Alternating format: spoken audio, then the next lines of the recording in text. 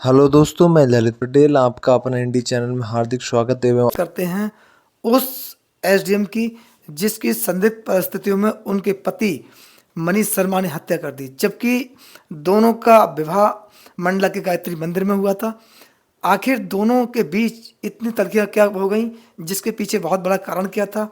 इतने बड़े अंजाम की ओर रुख करने से पूर्व मनीष शर्मा ने एक बार भी नहीं सोचा और उसने बिना विचार किए इतने बड़े षड्यंत्र को रचते हुए इतनी बड़ी घटना को अंजाम दे दिया।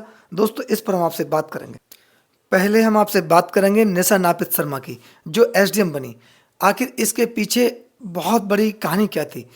एसडीएम निशा नापित शर्मा की बहन नीलमा नापित शर्मा के अनुसार, दोस्तों, नीलमा नापित शर्मा उनकी बहन है, जो एक गवर्नमेंट कॉलेज में प्रोफेसर है।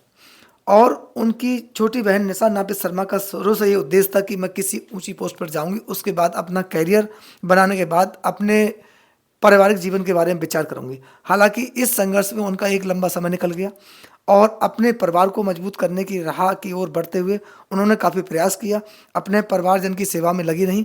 अंततः निशा नापित शर्मा की उम्र इसी के चलते लगभग 50 वर्ष क्रॉस हो गई।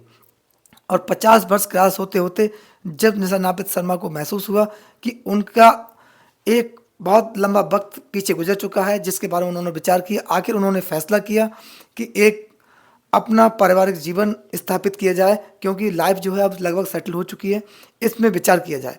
इसके विचार के चलते निशा नापित शर्मा ने मैरिज ब्यूरो के द्वारा अपना रजिस्ट्रेशन करवाया, जहां पर मुलाकात ग्वालियर के मनीष शर्मा से हुई।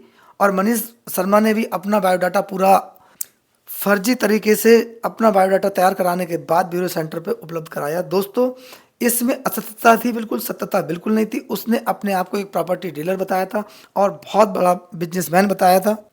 और एसडीएम निशा नापित शर्मा ने भी इस पहलू की ओर ज़्यादा विचार न करते हुए, जब उनकी मुलाकात मनीष शर्मा से होती है, दोनों के बीच प्रेम प्रसंग होता है और प्रेम प्रसंग एक लंबे समय तक चलता है।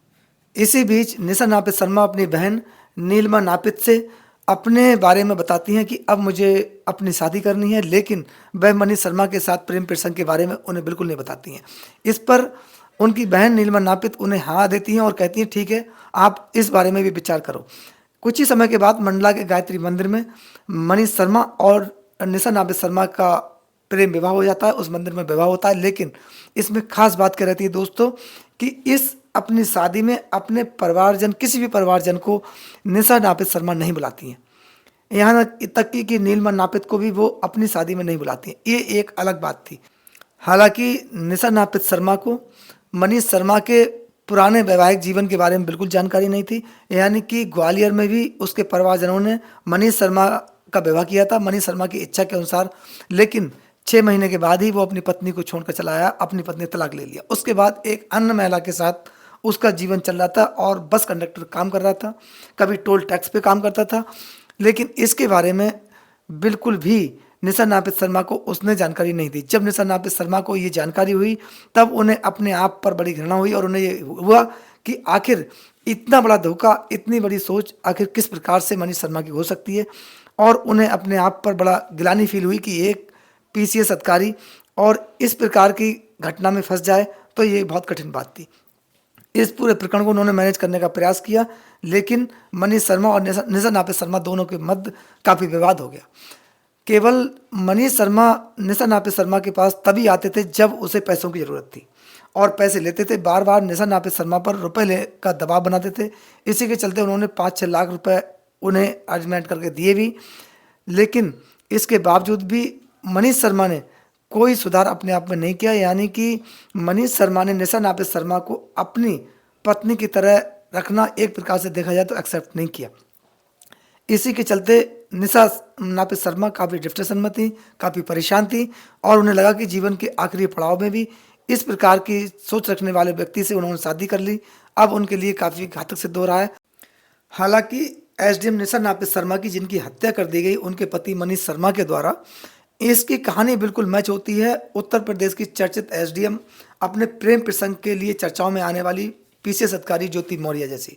उनका भी प्रेम प्रसंग मनीष दुबे के साथ काफ़ी जगजाहिर था। उनके पति स्वयं आलोक मौर्य ने उन पर ये आरोप लगाए थे और काफ़ी एविडेंस भी मीडिया के सामने दिए और आलोक मौर्य रोते हुए नजर आए थे। दोस्तों, इसमें भी मनीष दुबे नाम के जो व्यक्ति हैं, पूर्व होमगार्ड कमांडेंट, वो भी पहले शादीशुदा हैं। उनकी जो शादी हुई थी वह तनु पारासर से हुई थी लखनऊ में, लेकिन तनु पारासर ने भी उन पर गंभीर आरोप लगाया था कि मनीष दुबे इससे पहले भी शादीशुदा थे।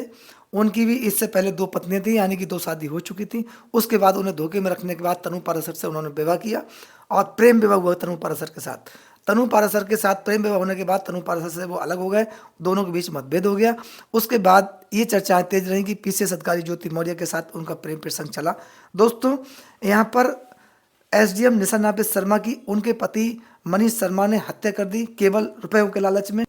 केवल विवाद रुपयों का था, यानी कि वह उनके जितने डॉक्यूमेंट्स थे, जितने उनके लिखित दस्तावेज थे, उसमें अपने आप को मनीष शर्मा बतौर नामनी दर्ज कराना चाहता था, लेकिन ऐसा नहीं किया निशा नापित शर्मा ने, और यही विवाद का मुख्य कारण बना। और इतना बड़ा षड्यंत्र रचने के बाद एसडीएम की उसके पति मनीष शर्मा ने हत्या कर दी, जिसे एक हादसा देने का उसने प्रयास किया, हादसा का रूप देने का प्रयास किया, लेकिन वह इसमें सफल नहीं रहा और उसके खिलाफ बड़ी कार्रवाई हुई। सलाखों के पीछे है, उसके खिलाफ बड़ी कार्रवाई होना भी चाहिए। मनीष शर्मा के भाई नीलेश शर्मा और जितेंद्र शर्मा ने, जो कि ग्वालियर में रहते हैं, उन्होंने बताया कि मनीष शर्मा शुरू से ही आपराधिक किस्म का था, उसकी सोच अलग थी। वह रुपयों के लालच के चलते किसी भी बड़ी घटना को अंजाम दे सकता था। दोस्तों, यहाँ पर निशा नापित शर्मा की जिस प्रकार षड्यंत्र के तहत हत्या की गई, वह एक बहुत बड़ी व्यवस्था को चुनौती देने का काम किया उसने, और जिस प्रकार से जो कृत्य किया वह अक्षम्य है। उसके खिलाफ इस प्रकार की कार्रवाई हो जो समाज में एक नजीर पैदा हो, और इस प्रकरण से देश की आम जनता एवं उच्च पदों पर बैठे हुए अधिकारी को सबक लेना चाहिए और विचार करना चाहिए कि इस प्रकार की घटना आखिर किस कारण से होती हैं और इनके पीछे कारण क्या होते हैं। किसी की सोच होती है या फिर बहुत बड़ी साजिश। दोस्तों, इस प्रकार की घटनाओं को रोकने के लिए प्रत्येक नागरिक को सजग और जागरूक रहना चाहिए, जिससे इस प्रकार की घटनाओं को भविष्य में रोका जा सके।